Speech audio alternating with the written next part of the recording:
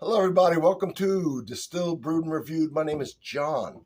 This is the world famous Sipping Den, and I do everything that has anything to do with alcohol and coffee.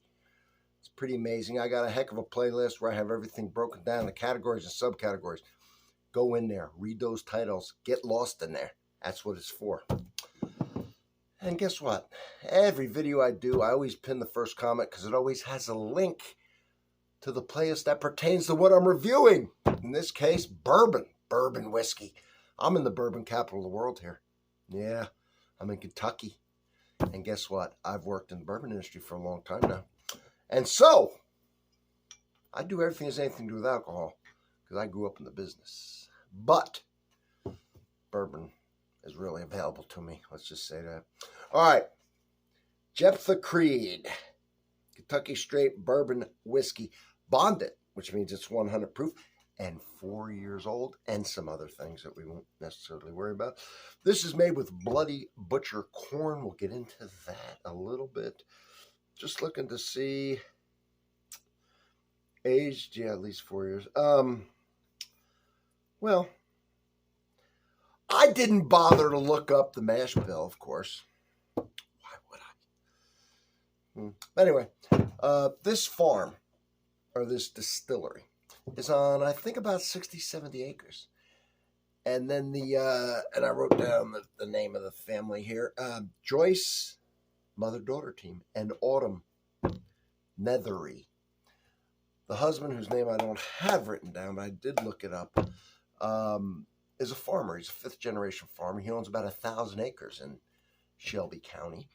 And they grow maybe all, or certainly most of the ingredients that go into their products. They don't just make bourbon. They make vodka and flavored vodkas, regular vodka, moonshines, and a lot of the fruits and all that go into those to flavor, they grow.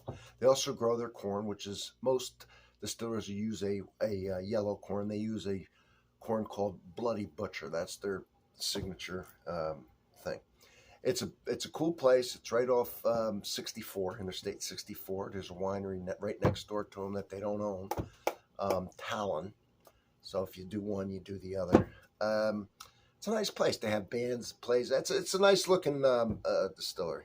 You can look it up online. Anywho, let's look at the bottle. I want you to just look at the bottle. It's always fun to look at the bottle, right? And all right. Now, really, we have to get the taste. I just did one of their 4 grains. I thought it was pretty good, actually. It was young, too. It was like 2 years, or at least 2 years. But wasn't bad. It really wasn't. Not very complex, but not bad. All right. And then, so you can see the color in the bottle and in the glass. There she is. All right. 100 proof. Bottled and bond.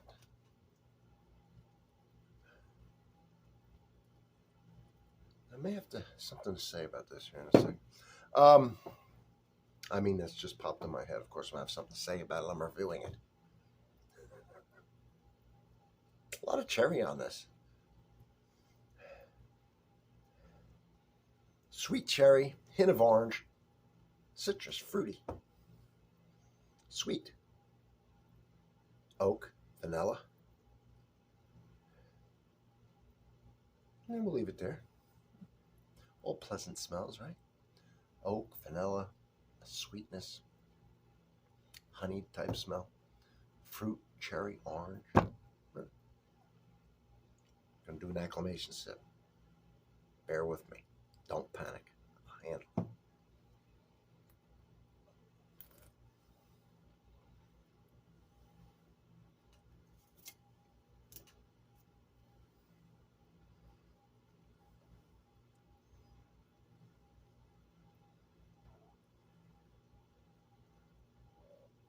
So for those of you who don't know, an acclimation sip, especially with a high proof spirit, such as whiskey. Take a sip, slosh it around like mouthwash. Hold it for at least 10 seconds. Let it burn a little bit. Swallow it. When you swallow, you breathe out so you don't cough. What that's doing is actually numbing the pain receptors in your tongue that alcohol is. Because as long as you're burning while you sip it, you're not getting the full flavor. Okay.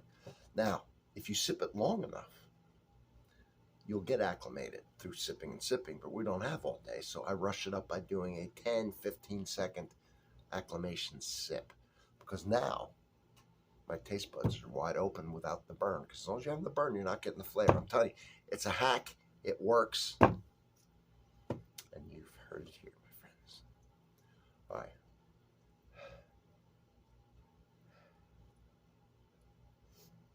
Now we have to do an acclimation sip. Not paying attention to the taste as best I can. Some grain, some breadiness has come out of this. All right, on the nose.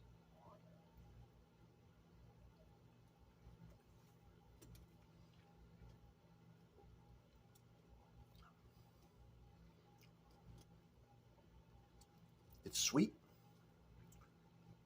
Almost brown sugary sweet.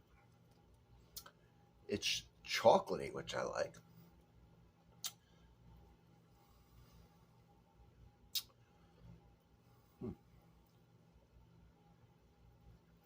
Just thinking about the finish here. In front of my mouth is still getting a sweet chocolate taste. Getting a little bit of nuttiness, bitterness on the back from the tannin in the wood. And I guess the rye give you a little nuttiness. It's bourbon, there's rye in it, of course, corn rye, and this isn't a wheated and malted barley.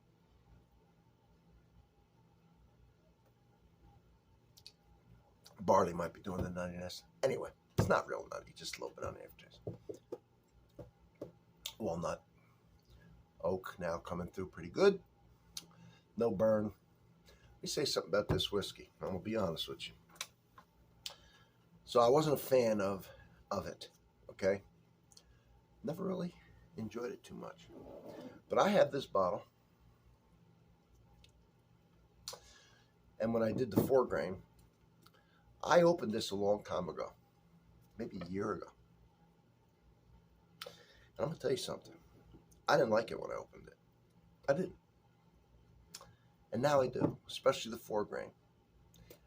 Now, a lot of times when you open up a whiskey, it will get better over time. At some point, it'll maybe start to lose some of its flavor. But a lot of people say crack, don't it? You get that neck poured. A lot of them aren't good.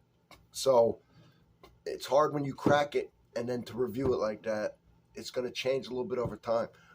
This seems to me to have changed for the better. And I said this had rye and no wheat, and then I see, and it says Rye Bourbon, but so I'm more favorable for this when it's been open a while. Of course, this is at least 4 years old. It's 100 proof. Still, I wasn't crazy about it when, and the other one was 4 grain, kind of young.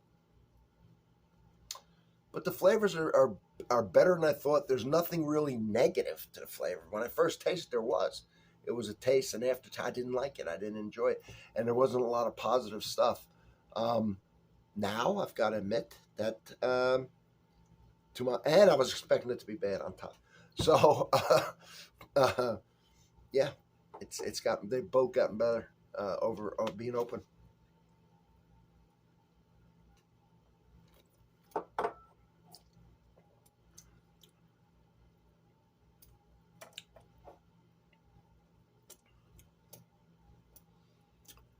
Chocolate fruitiness, little nuttiness, little oak, little vanilla. Now that being said, now I'm taking this, and it's all there. This one, it's not my favorite. Okay, you see behind me, but maybe because I thought it was not so good before, and it's actually improved, and I'm a little taken by surprise. Still, if I did it blind, I know I wouldn't pick it out as one of my favorites, but it's not bad. If you've had it and you don't like it, which was me, which is a lot of people because you read reviews, then I suggest if you have a bottle of this, when I say leave it open, leave it corked, but you've opened it, get it down past the neck, all right? If you got to pour it out, get it down past the neck to get that surface area, and leave it, and then come back to it and see if it doesn't change for the better. So there it is. Jeptha Creed. Fun place to go to if you're on the Bourbon Trail. It's between Louisville and Woodford County, Lexington. So you're going to be passing it both ways. Probably. Good chance you are. That's my review. Thank you for being here. Don't forget to sub, and I'll see you all in the next one. I'm looking forward to it.